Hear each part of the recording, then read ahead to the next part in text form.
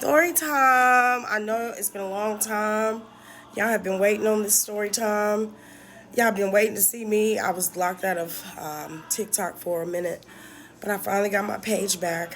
And I just wanted to give you guys an update on what's been going on.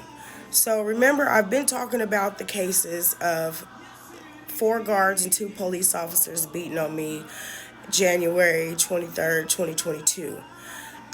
It's in civil federal court, and I've been asking for the metadata files.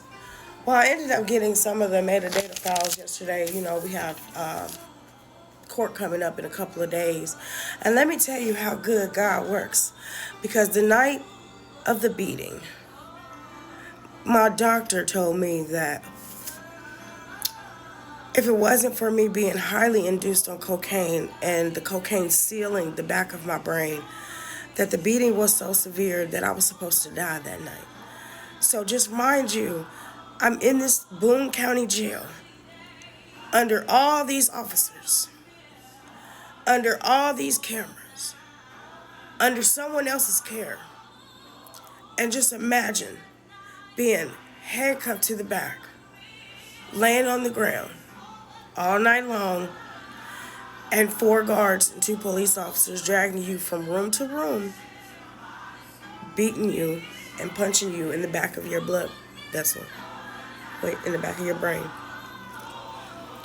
And you go into a mental psychosis and you can't talk for 6 months. But you also have to remind yourself that you have to take medication for the rest of your life, because if you don't, you might go into a mental psychosis and never come out.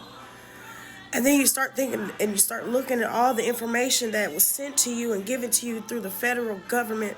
The Federal Bureau is so much better than the government officials, because if it wasn't for the federal allowing the metadata to come through, I would have never understood that night they beat me. They made an incident report. It's Officer Anderson, Algora M.A., Joshua Broadus, Sergeant Kenneth Boyce, Deputy Eric Cook, Deputy Christopher Palmer, Deputy Crutchfield, Lieutenant Christopher McCaleb, Sergeant Alicia Coding. But only one person turned in their body camera, and before I got out of the car, he cut his body camera off. So I didn't have anything else.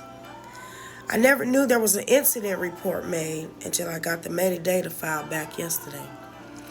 As I'm looking through this incident report, it's saying that they had my feet and my hands shackled behind my back.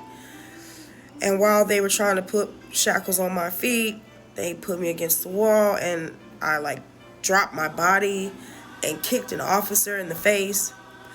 All these officers and not one person turned their body camera.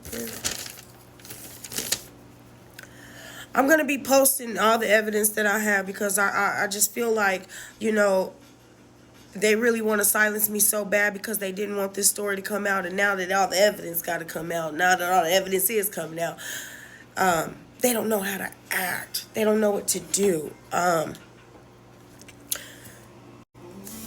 in this incident report, it talks about how I went in one room, I got scanned, and they put me in another room.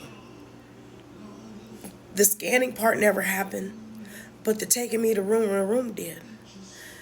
They had in there that I was shackled behind my back and my feet. I was never shackled on my feet. I never kicked an officer. I need that video. One thing I do know by looking at all this information that I got, the picture that they have when I was arrested is not the picture and the clothes and the outfit